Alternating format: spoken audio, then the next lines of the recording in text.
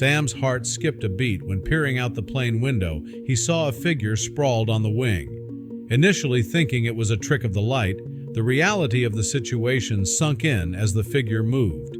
Passengers screamed and gathered, pressing against the windows, their expressions a mix of fear and curiosity. Sam, gripped by a chilling sense of dread, reached for his seatbelt, his mind racing with questions. Sam couldn't believe his eyes.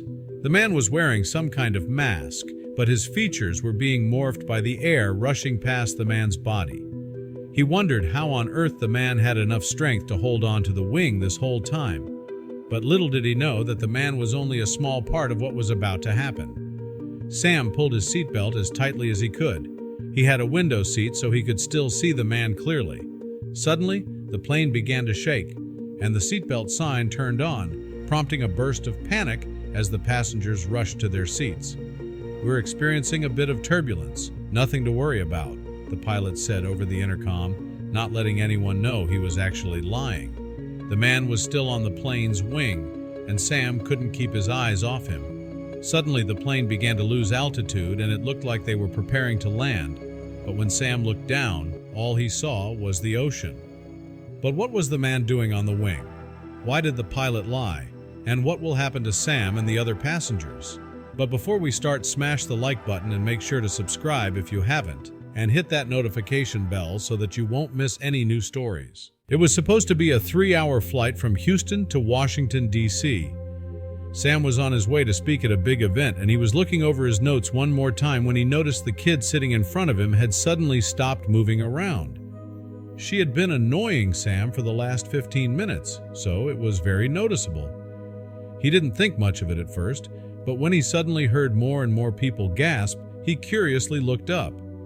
Almost everyone sitting in front of him was looking out of the window, so of course he looked as well. For a moment he thought his eyes were deceiving him as he saw a human figure lying on the airplane's wing. Suddenly, it moved, and people began to scream. "There's someone on the wing!" a woman yelled, causing panic inside the plane. The cabin crew did their best to get everyone back to their seats, but it was too late. A seed of panic had been planted, and it was growing fast.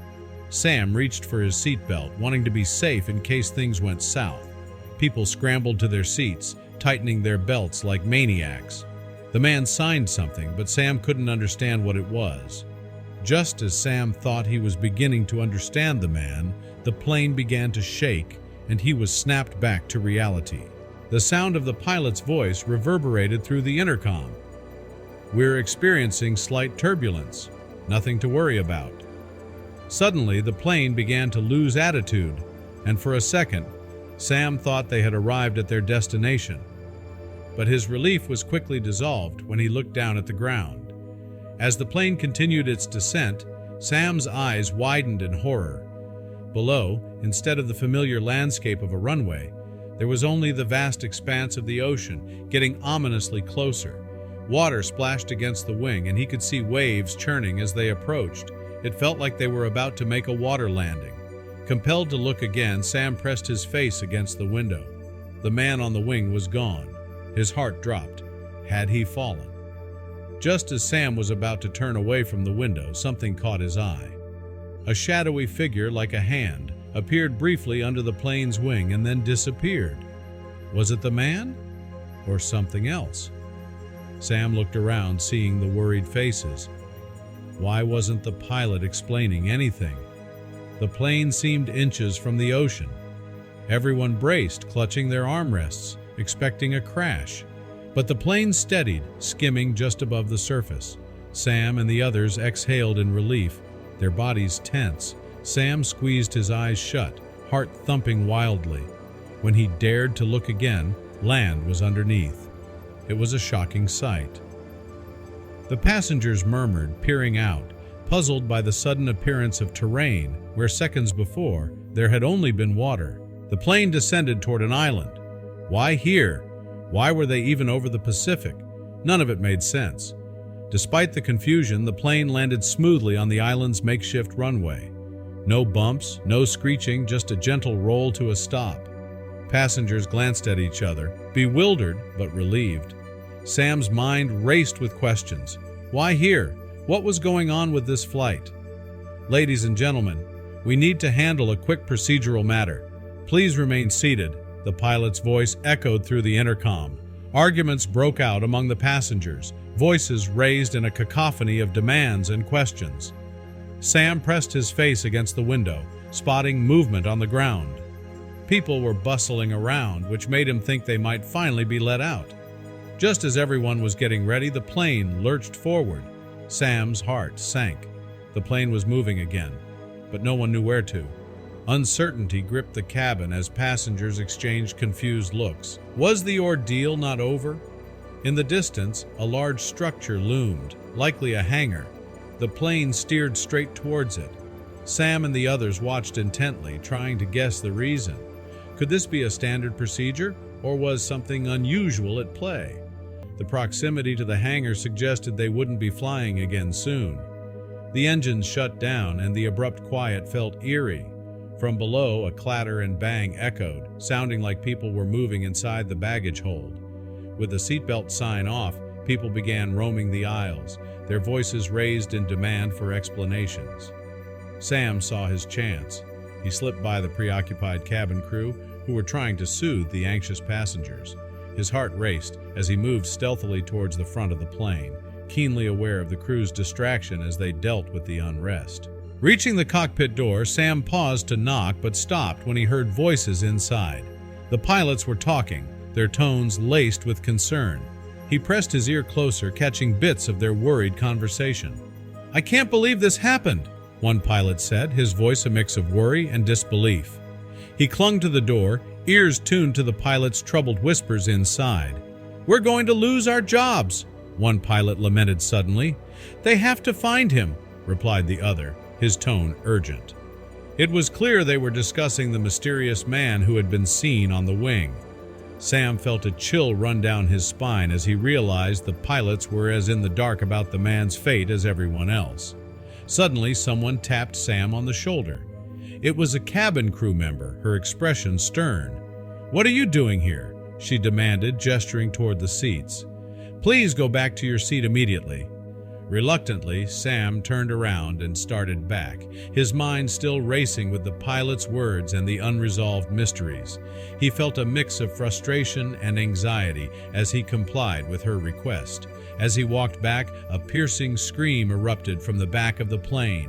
A passenger was pointing frantically out the window, her face a mask of terror. Sam quickened his pace, pushed by the urgency in the woman's voice and the alarmed faces around him. Outside, the man was clambering back atop the plane. Below him, officers had their guns drawn, pointed upwards. The scene was surreal, like something out of a high-stakes thriller. Shots rang out, sharp and loud, against the hangar's walls. Everyone ducked instinctively, screams mingling with the sound of gunfire. No one on the plane knew who the man was or why he was there. He didn't appear dangerous or armed. Sam stared out the window, his confusion and fear growing. The passengers whispered among themselves, each trying to concoct a story that would make sense of the bizarre sighting. Looking out again, Sam saw the man lying on the wing, but now the cops were also climbing onto the plane. The officers moved cautiously, their presence escalating the situation further. The surreal spectacle held everyone's rapt attention, turning their fear into a morbid curiosity. Finally, Sam saw the man being handcuffed and escorted away by the police. Relief washed over him as he watched the officers lead the man towards a police vehicle parked near the hangar. It seemed the ordeal might finally be over, but so many questions remained unanswered. As the man was taken away, spontaneous applause broke out among the passengers. Relief was palpable in the cabin, yet the clapping was mingled with a sense of bewilderment. All the passengers were then guided to leave the plane through the emergency exit that had been opened earlier. After a few tense minutes of waiting on the tarmac, a bus arrived to transport them to the main airport terminal. Once they arrived at the airport, an announcement gave them two options: return home or continue to Washington on another flight. Sam, along with the other passengers, weighed his options. The day had been long and full of surprises, and the idea of another flight was hardly appealing. But his commitment in Washington was important. Curiosity got the better of Sam, and he asked an airport employee about the mysterious man on the wing. The employee disclosed that the man was a refugee trying to hitch a free ride in the baggage hold before being caught. Sam was stunned by the desperation such an act entailed, reflecting on the lengths some go to for hope. As he contemplated the refugee's plight, Sam's phone buzzed relentlessly. He had missed his conference, and his inbox was flooded with messages from his manager demanding an explanation. Each vibration was a reminder of the real-world implications of today's delay and the fallout he now faced. With his job potentially at risk, Sam knew he needed to manage the situation delicately. He began crafting replies, explaining the day's chaos and citing the extraordinary circumstances. Thankfully, the incident had been covered by the news, providing him with the external validation needed to corroborate his story to his skeptical boss. Sam's efforts at damage control paid off when his boss called to confirm he'd seen the news. The widespread coverage of the bizarre airport incident validated Sam's explanation, easing the tension with his manager. Relieved but exhausted from the day's events, Sam pondered his next steps, hoping for some semblance of normalcy soon. After the day's chaos, Sam decided to head home and rest. His mind was swirling with the events he had witnessed, and he needed time to process everything.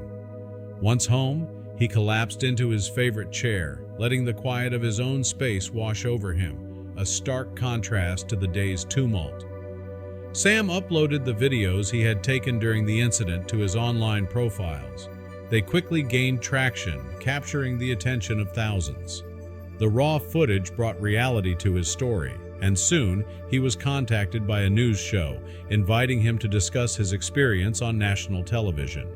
His account became a focal point for discussions about airline safety and unusual incidents. The refugee who had tried to hitch a free flight was officially charged. The news spread among the community and online, sparking a mix of sympathy and outrage. This case highlighted issues far beyond simple legalities, touching on human rights and desperation. The incident left Sam uneasy about flying, a shadow of anxiety that lingered each time he thought about airplanes. However, determined not to let fear dictate his life, he faced it head-on. Gradually, with each flight, the anxiety diminished, allowing him to reclaim the confidence he had lost. His journey of recovery was challenging but essential to his sense of freedom and adventure.